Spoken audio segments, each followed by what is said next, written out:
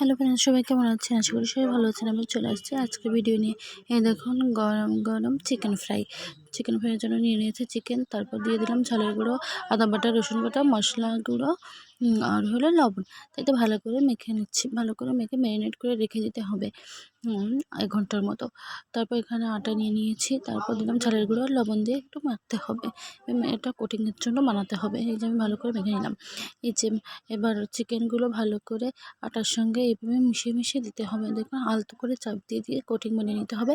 সেজন্য আমি একটু জলের ভিতর দিয়ে দিতে হবে। এই দেখুন এভাবে জলের ভেতর দিয়ে আবার কিন্তু আটার ভেতর দিয়ে এইভাবে আস্তে আস্তে কোটিং করতে হবে, আলতো করে চাপতে হবে, নইলে কিন্তু খসে পড়ে যাবে।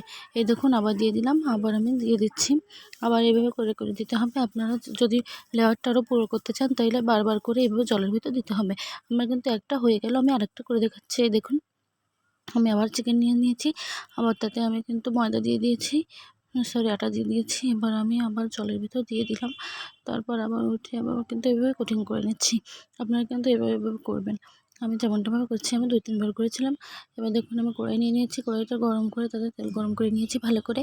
তারপর এবার চিকেনগুলো দিয়ে দিচ্ছি। ভালো করে এভাবে ভাজতে হবে উল্টে পাল্টে। প্রথমে কিন্তু নাড়া যাবে না, একটু শক্ত হয়ে গেলে তারপর নেড়ে নিতে হবে।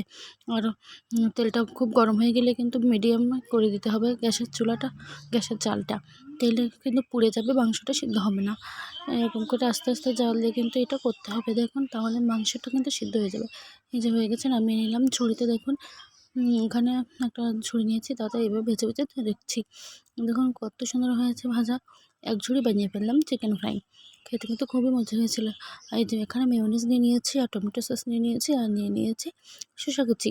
এগুলো দিয়ে খেতে কিন্তু খুব ভালো লাগছিল চিকেন ফ্রাই। আমার এই ভিডিওটা আপনাদের ভালো লেগে থাকলে লাইক করবেন, শেয়ার করে দেবেন। বাই বাই, সবাইকে ধন্যবাদ।